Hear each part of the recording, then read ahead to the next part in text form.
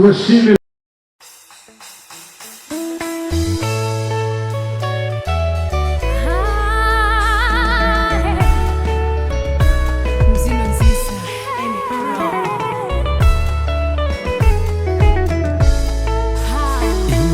nziza nizikubyinirwe amajwi meza nakuririmbirwe inanga nziza zigucurangirwe uri umuhire munsi no mwijuru.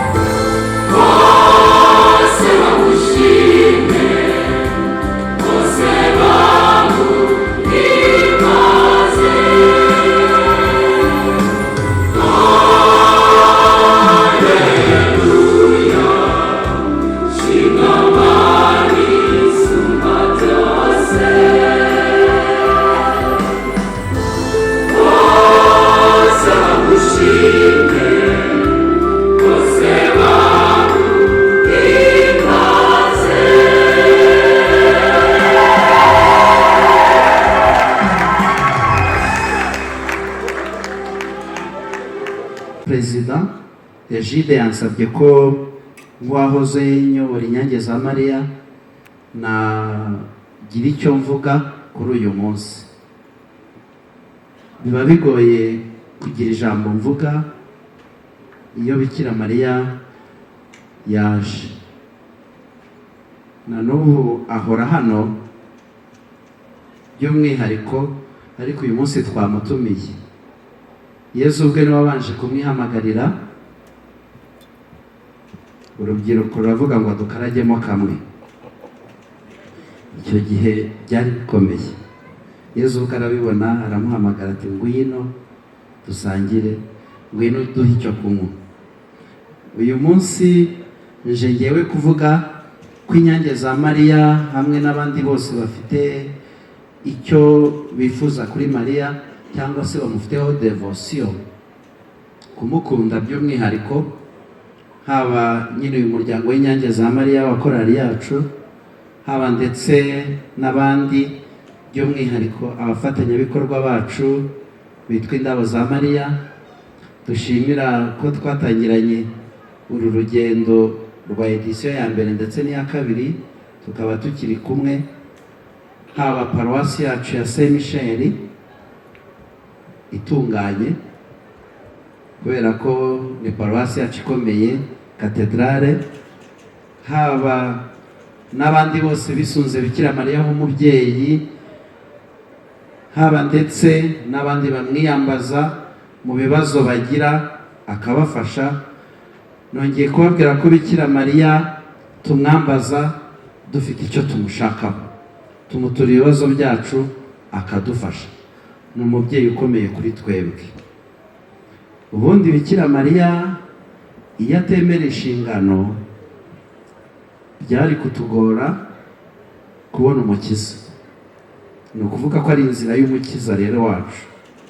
Twebwe rero Inyange za Mariya twakoze urugendo guhera muri 97. Babibabwiye, korali yatangiriye mu muryango remezo. Nshimira by'umwihariko Reverend Father Kibanguka Andrea wadushinze. Kubera iyo mpamvu ndakomeza kumusabira Bikira Mariya ngo akomeze amurebe, amuteze intambwe.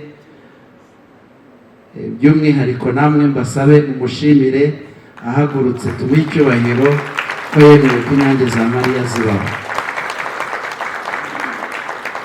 Icyo gihe yari padiri mukuru wa paruwasi katedrale Saint Michel, abona abakristu baririmba mu muryango remezo begereye kiliziya, bari batangiriye ahantu hano hepfo ya Kigali hasi aho bitaga mu Kabugenewe.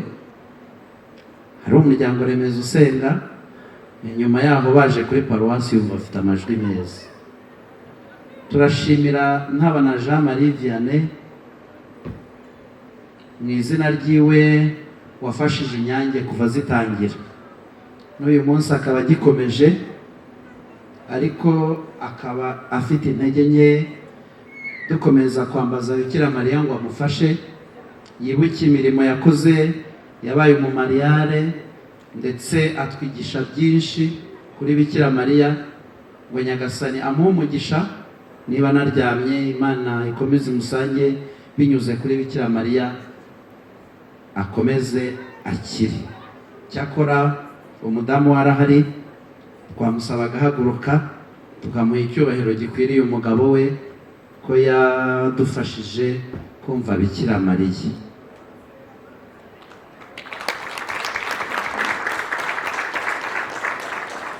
Ibi mbivuze kubera ko ari umusingi w'iyi korali. Korali yahoze igira abayitangira, n'uyu munsi Nyagasani aracyayitije agatege, nubwo dufite intege nkeya muri iyi minsi y'ikoranabuhanga, muri iyi minsi abantu benshi bihugiyeho, muri iyi minsi abantu bumva gake cyangwa se batera intambwe itari ndende kubera ibibazo n'imihangayiko bibaziritse. Gusa Bikira Mariya aracyateze amaboko. Nigeze numva ko Musa iyo yategaga amaboko akayamanuraho gato byarangiraga ingabo zitsinzwe ku rugamba. Rero turasaba ubwo Bikira Mariya dutegeye amaboko, natwe tugira abadutera inkunga kugira ngo uyu murimo twatangiye utazasubira inyuma. Dufite intego yo kuririmba neza, iyo ni iya mbere. Kabiri, kumenyekanisha Bikira Mariya binyuze mu ndirimbo. Ariya magambo bavuze arimo Bikira Mariya inshuro nyinshi. Inshuro nyinshi ni umubyeyi. Mutagatifu Augustine yaravuze ngo uririmbye neza abasenze kabiri. Uwambaje Bikira Mariya abageze mu ijuru. Kubera iki? Ni inzira ituvana hano ku isi itugeza ku mwana we. Aracyabikora. Yaduhaye ubutumwa ikibeho bwo gusenga nta buryarya. Adusaba kudatererana abari mu kaga. Adusaba ibintu byinshi tugenderaho tugasanga ari rwo buzima bwa buri munsi. Ibyo rero nibyo Inyange zifuza guhorana imbere yazo. Gusa dukomeza dusaba amasengesho no kurushaho nyine kudufata amaboko. Turashimira paruwasi yacu yagiye twumva mu bihe bitandukanye, haba uwadushinze w'icyubahiro Reverend Father Andrea, haba n'abapadiri bayoboye paruwasi Cathedrale Saint Michel, haba n'abandi bahanyuze benshi bagiye batwumva bakatugira korali nziza koko y'umubyeyi Bikira Mariya. Muzakomeze mujye mudusabira kugira ngo ubwo butumwa bwo kwitanga ngo dufashe abandi, ariko by'umwihariko Bikira Mariya ngo asingizwe we wemeye ku mwana Yezu amunyuraho ngo atugereho. Dufite uturirimbo twa Noheli twagiye tudukumbuza uyu Bikira Mariya ubwo yagiraga ibyo akora bikomeye. Icya mbere ntabwo nafashe umurongo, ariko ni muri Luka. Gabriel yaraje aramubwira ngo uri umutoni w'Imana, Nyagasani muri kumwe. Byamuteye ubwoba, ariko Nyagasani amuha intege zo kubyemera. Rero natwe dusabe Nyagasani bimunyuzeho mu bigeragezo tunyuramo, iyo mihangayiko yo mu isi, izo stress dufite, Nyagasani azidukiza anyuze kuri Bikira Mariya. Yaje Kibeho, nta n'umwe utajya ushobora kugerayo ngo yiyumvire ibyo atubwira. By'umwihariko yahasize Nataliya, n'uyu munsi ugishobora kutubwira uko byagenze. Aba ari igitangaza kuba tumufite ari muzima tumubona. Ejo bundi nabonye abakaridinali bari kumusuhuza, nkareba uburyo yicishije bugufi, nkavuga nturu urugero rwiza rwa Bikira Mariya w'umuntu hano mu isi turi kubona.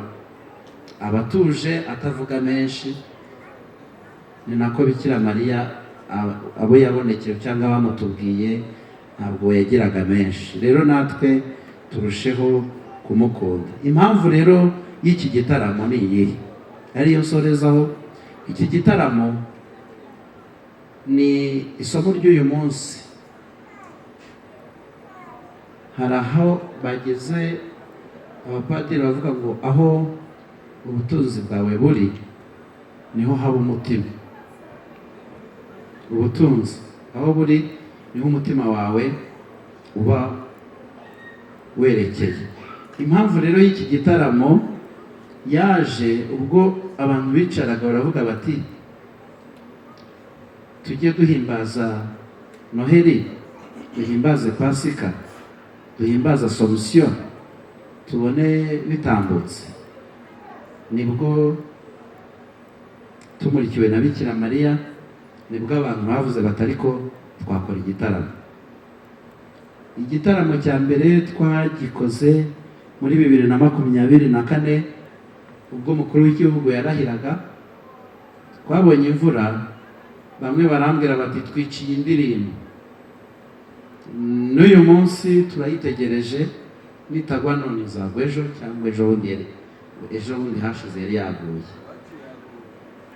Yego, nicyo kimenyetso cyiza. Hari indirimbo baririmbye ngo tuvuburire imvura. Rero impamvu yari iri ko Bikira Mariya tumukunda, ko kandi bamwe muri twe twamwiyambaje, ko abenshi duhora tuvuga ngo adufashe kugera ku mwana we Yezu neza, cyane cyane ko twebwe tutamwigezaho. Byatumye abantu batekereza ko twakujya dukora igitaramo twitegura Asomusiyo. Nubwo twaririmbye indirimbo nyinshi, ariko hariyo batangije ivuga ngo mu ijuru hadutse ikimenyetso. Icyo kimenyetso ni umubyeyi wacu Bikira Mariya, arateguza ibintu byinshi. Rero niyo mpamvu twifuje ko twajya dufata umwanya. Abajana rero bose twaje kumushengerera, twaje kumwambaza ubwo ni ukumusaba ngo akomeze aturinde cyane cyane amoshya, ibibazo, ibigeragezo, ubundi akomeze kutwigisha yego ye yo kwicisha bugufi.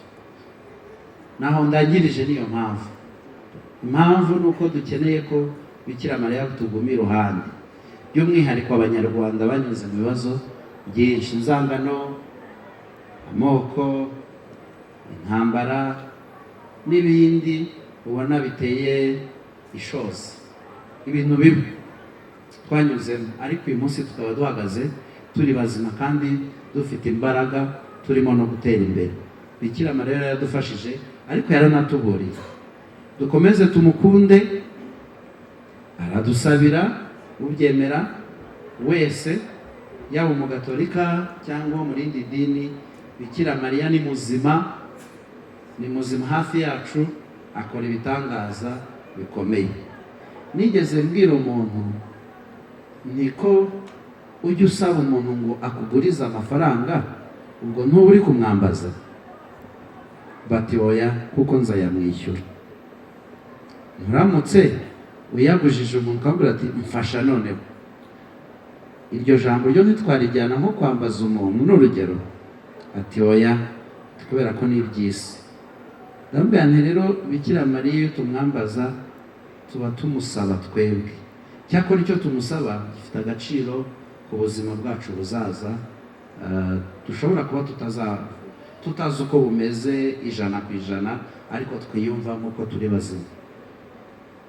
Iki gitaramo rero kizajya kiba buri gihe mbere ya Asomusiyo, kugira ngo abakristo gatolika n'abandi bakunda umubyeyi Bikira Mariya tujye duhurira hano, abandi twibukiranye ko Kibeho yadusuye, dukora urugendo tujyayo. Abazabishobora kujyayo ku itariki 15, hari bamwe bari hano bambwiye bagiye gutangira n'amaguru guhera ejo bajyayo, tubasabira imbaraga.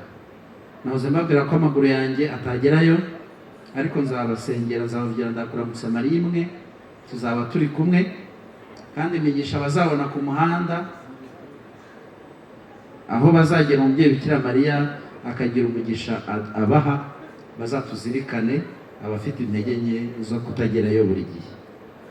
Turabifuriza rero ibyiza mu nyange za Mariya, turabifuriza kubana n'umubyeyi Bikira Mariya muri iyi minsi tugoye ariko y'ikoranabuhanga. Ikoranabuhanga riri kudutwara byinshi, ariko twebwe mu gatolika dukomeza gutsindagira yego yacu, natwe ko twemeye umubyeyi Bikira Mariya ngo tube hafi. Nishimiye abantu baje kudutera inkunga. Ibi byose ntitwabikora tutari kumwe. Ko niho mashyi sinzi impamvu, ariko ntacyo. Ibyo rero babigizemo uruhare, barashyigikirana, ariko mwabonye ko n'uburyo batsuramo umubano hari abandi bantu babana nabo. Hari andi makorali yandi ari hano kandi nawe yaje kudushyigikira. Ni ku nshuro ya 2, ubwo murumva ko ku nshuro ya 3 bizaba ari ibindi. Yanagarutse gato, ariko ni na kanini cyane kuko uyu murimo tuwukorera muri Paroisse Saint Michel. Anashimira cyane Padiri mukuru tutari kumwe nawe hano ariko dufite umuhagarariye. Sabe rero Padiri Muhire kugira ngo yegere hafi, hanyuma mu mwanya wa Padiri mukuru atugezeho ijambo. Padiri, umwanya mwiza. Bampaye umwanya wo guhagararira Padiri mukuru, ntabyiteguye cyane, nanze gusiganya Claude kandi ari murumuna wanjye, ariko ubundi niwe wagakwiye kumuhagararira kuko ni nawe ushinzwe amakorali muri paruwasi yacu, ariko buri bwo ari murumuna wanjye ntabwo ari bundakarire kumvuza ijambo rye.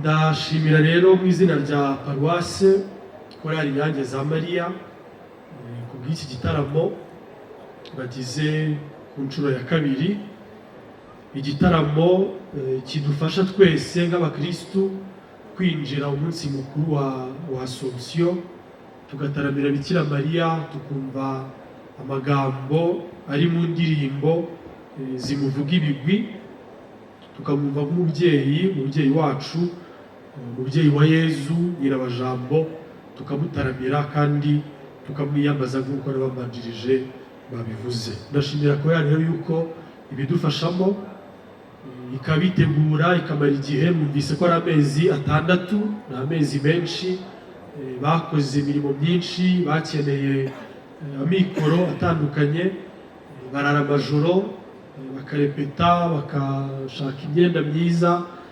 Sinzi niba mwabonye yuko aravuze ngo bambaye neza, uretse ko yanabyishe, abandi bambaye ibara rya Bikira Mariya ariko nawe yambaye neza. Ba Charles bambaye bleu ciel, ubona yuko iganisha kuri Bikira Mariya. Abakobwa n'abadamu nabo bambara umweru, hanyuma MC agomba kugira umwihariko we, ntabwo yasa n'abandi kandi ari we ubaha ijambo. Ibi byose rero ni ibigaragaza imbaraga n'umuhate bagira kugira ngo badufashe gusabana n'Imana no kwizihiza neza umunsi mukuru wa Assomption. Ntabwo twabura kubibashimira, tugashimira yego mubaha amashyi. Uyu muhate wose ntabwo ari ibintu birangirira ahangaha, ahubwo buriya ni nka wa muhinzi ugenda akubita isuka ariko akazagera igihe agasarura. Namwe muzasarura kandi muzasarura guhembwa ijuru. Ndashimira rero namwe mwese mukomeza gushyigikira korali yacu, abitabiriye iki gitaramo, abatabonye uko bakitabira ariko turi kumwe ku mutima ndetse no ku ikoranabuhanga.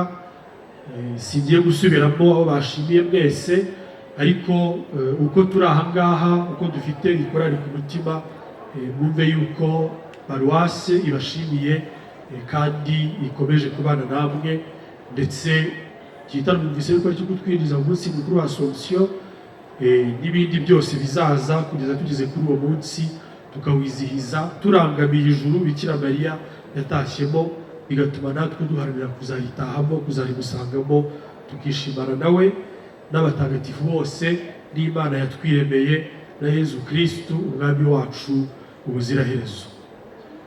Reka rero mutaza kuvuga ngo navuze rya Charles kandi we ari umuyobozi w'ikirenga, reka ntabwo nafundira udushumi tw'inkweto ze, reka ndekera ahangaha. Uretse gushimira, nta n'ikindi gikomeye umuntu yarenzaho, uretse akantu gato yo gusa kubifuriza imyiteguro myiza ya Assomption, kuzagira Assomption nziza, kandi Assomption nyine ikatubera umunsi wo kurangamira ijuru nk'icyerekezo tugana, kuko ariho ubukungu bwacu buri n'umutima wacu ugahora ariho werekeje. Murakoze cyane.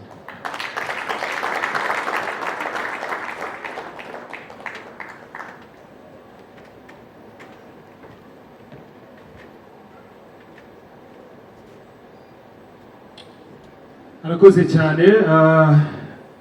Ijambo rye rwose ashimiye buri wese, kandi nibyo ntacyo twakora kitari ugushima. Tugiye kujya mu cyiciro cya 3 ndetse n'icya 4. Kohani baracyafite byinshi kuko twaritoje kandi dufite ubwuzu bwo kubataramira uyu munsi, dufite n'impamvu yabyo ituma tugomba gutarama uyu munsi. Ariko nanone Perezida w'icyubahiro yabivuzeho avuga ngo iyi kohani yashinzwe ariko ku gitekerezo n'ubundi cyangwa abapadiri Kibanguka yayoboraga Saint Michel icyo gihe Cathedrale Saint Michel, ku gitekerezo cye munyemere rero mu cyubahiro cye, uretse kuba ari umubyeyi, uretse no kuba yaragize icyo gitekerezo cyo kudushinga, mumfashe tumwakire mu mashyi menshi atugezeho ijambo yaduteguriye. Reverend Father Padiri Kibanguka Andrew.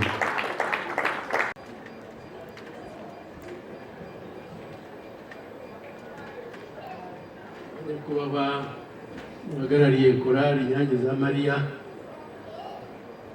ababyeyi, inshuti,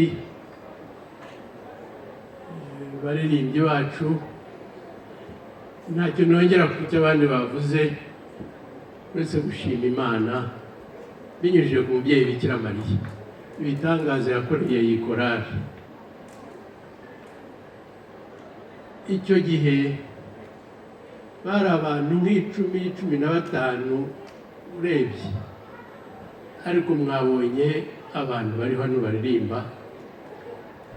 Mbona hari igitangaza Bikira Mariya yakoze, munyemerere tumushimire, akomeze arindi korali, maze za edisiyo bakoraga bashaka gukora zikomeze kugeza igihe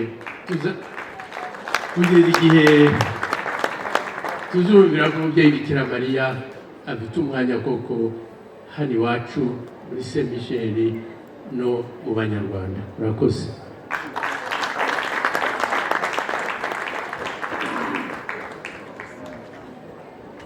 Nakire nanone kohari mu cyiciro cya gatatu ndetse n'icya kane. Ndaza gusaba abari kuri tekinike kugira ngo tubigenze uko twabiteguye, abandi twitegure. 5 4 3 2 1.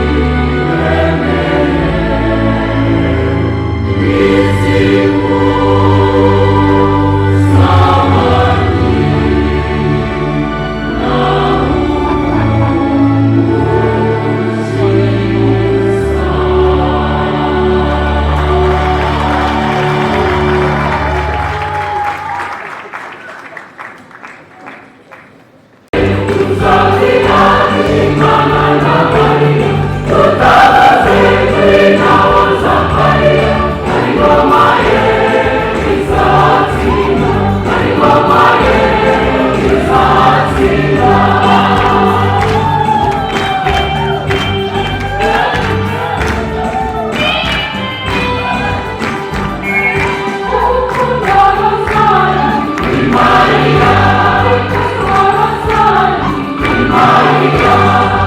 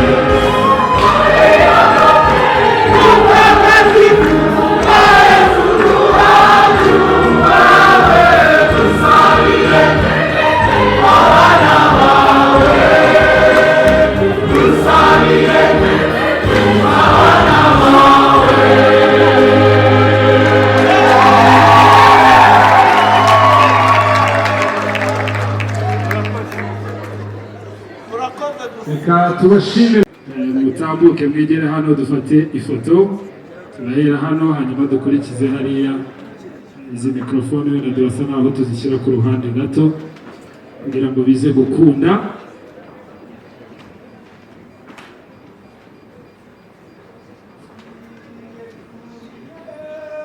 Hanyuma murabizi yuko twebwe n'ubundi ibikorwa byacu bitangizwa n'isengesho bigasozwa n'isengesho, ntituze kugenda tudasabiwe umugisha na padiri mukuru wa Sainte Famille. Nyaboneka ntimuze kugenda batadusabiye umugisha. Twese ntawe usigaye. Patrick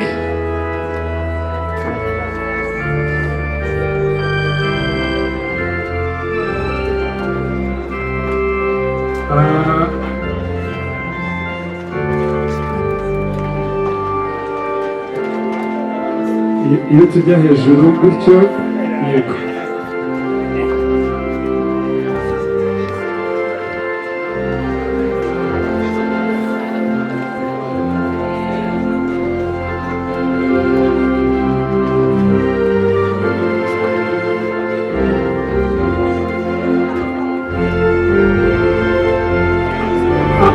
I'd like to invite the representative of Win-Win. Okay, good. Thank you so much. Thank you. You're most welcome.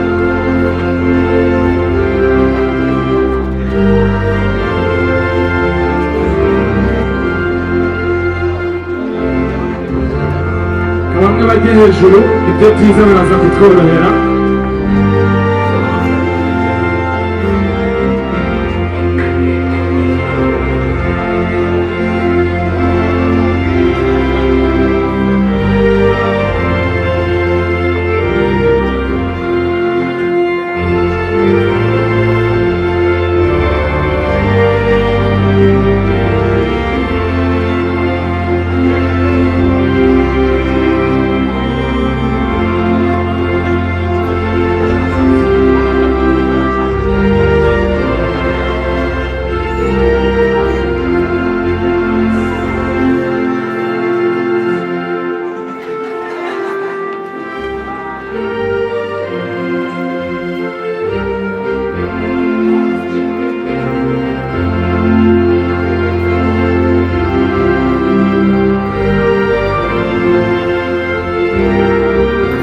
Kasabe rero kugira ngo twese tukiri hano abacuranzi baraza kuba batuje gato kugira ngo sabe padiri mukuru wa Sainte Famille adusabire umugisha.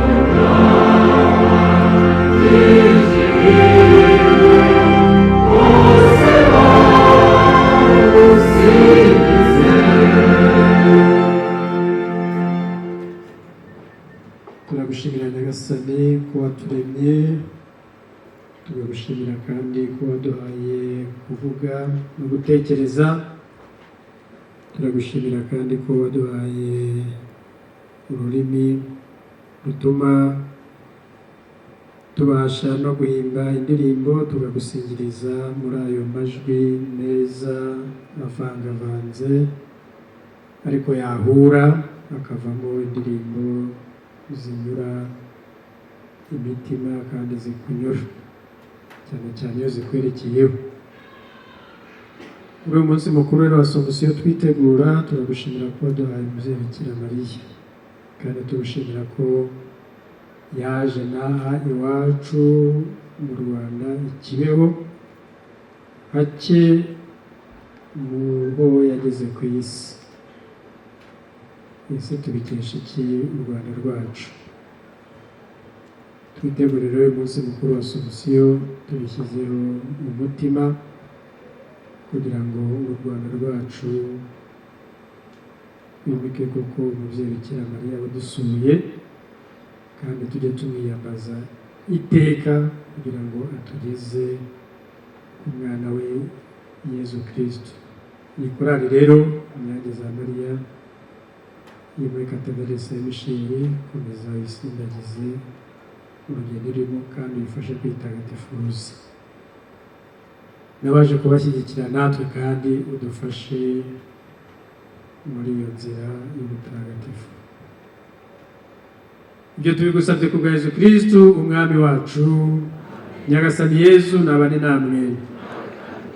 Shora byose nabahe umugisha kandi akomeza abarinde, Imana Data na Mwana na Roho Mutagatifu. Bimujyane amahoro ya Kristo.